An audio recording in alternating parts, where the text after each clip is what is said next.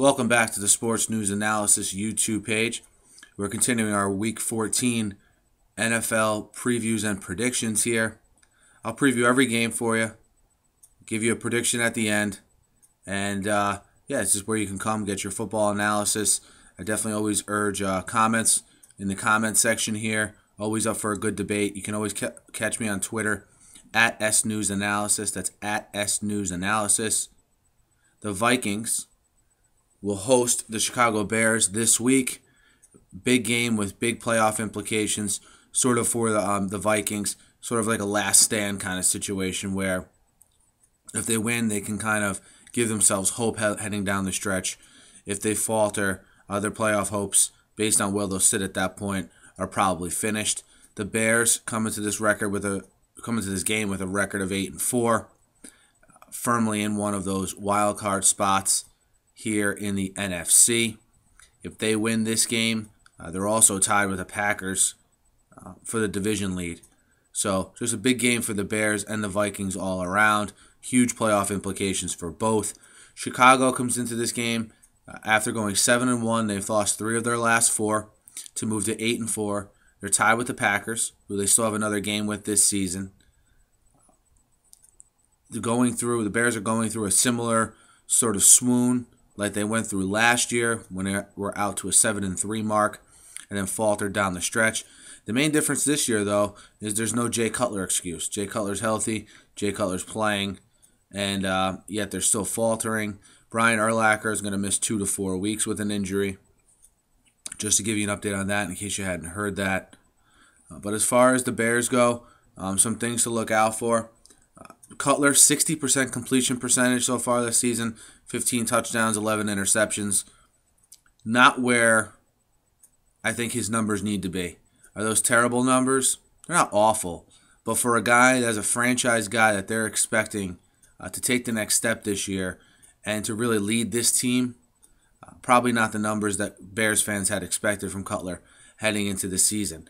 A bright spot for the Bears, obviously, has been the play of Brandon Marshall. Just think where the Bears would be without Brandon Marshall this year. Brandon Marshall has 91 catches on the season.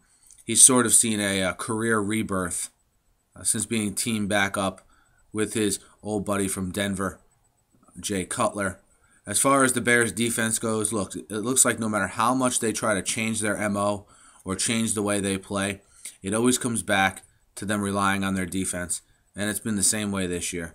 Whether it's been the 20 interceptions by the defense, whether it's been the stripping of fumbles by guys like Peanut Tillman, whatever it happens to be, it seems like this Bears defense is always the element that's keeping the Bears in games and that's giving them a chance to pull it out a lot of the time. They're plus 14 in the turnover battle, which is a big reason why they're 8-4 and a big reason why they can sustain some of the inconsistencies on offense that they have. The Bears are a very streaky offensive team. In this game here versus the Vikings, coming off an emotional loss last week to Seattle at home, a game in which they basically let a rookie quarterback in overtime drive right down the field for a touchdown, which is very uncharacteristic of the Bears defense. We look for the Bears to come out, and they 100% know the importance of this game. I know Urlacher is out, but they do have veterans all over this team that are well aware of the circumstances they head into as they head into Minnesota. So we expect a good effort out of the Bears this week up in Minneapolis. The Vikings, 6-6. I think with a 6-6 record, and especially with the start they got off to, they've actually exceeded expectations. I think what you're seeing in the past month or so is they're sort of coming back down to earth.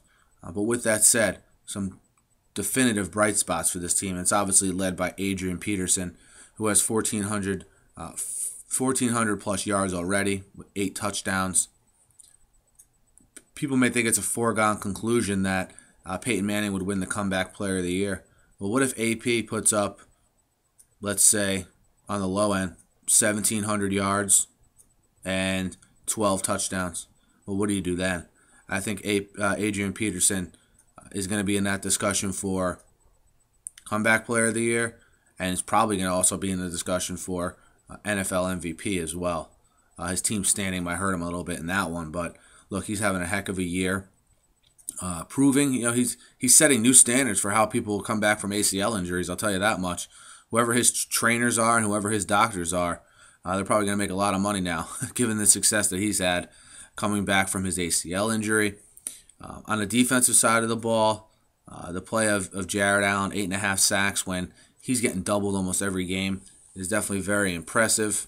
Along with that, the play of Antoine Winfield, a veteran who I don't think even the Vikings thought would be playing this good towards the end of his contract, but give him credit, he's having a heck of a season as well. This team, as most teams with young quarterbacks, comes down to the play of Christian Ponder a lot of weeks. In weeks where he's played well, they've prospered. In weeks where he hasn't, they've struggled. Ponder has strikingly similar numbers to Cutler. Completion percentage within a percent or two.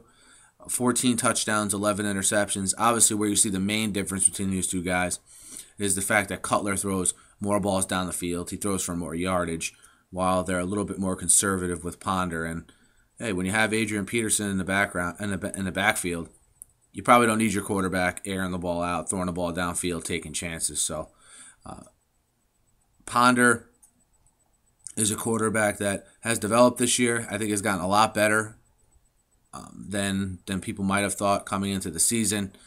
We expect him, though, to struggle a little bit with the Bears in this game. And most of all, we don't think Adrian Peterson is going to run roughshod on the Bears this week. For Adrian Peterson, 100 yards and a touchdown is not running roughshod. So we think Peterson will have a solid game, but it won't be one of those game-changing performances. I mean, look, he had over 200 yards last week, and the Vikings still lost the game. So if that doesn't show you how much this offense or this team's success is heavily linked to Ponder, I don't know what does. The Bears are 3-point favorites on the road here in Minnesota. We've seen a lot of people on the Vikings, and to be honest, we're not really seeing that perspective in this game. Chicago's going to Minnesota with a chance to solidify their own playoff position, to go into the game with the Packers at least tied with them. And they're also seeing an opportunity to completely wipe out a division rival from making the playoffs. So we like the Bears, despite the absence of Urlacher, -3 on the road in Minnesota. Bears -3 on Week 14 as we head down the stretch here of the NFL season. I'll be back with some more Week 14 picks here very soon. Again, hit me up at S News Analysis. That's at S News Analysis. And have a good day, guys.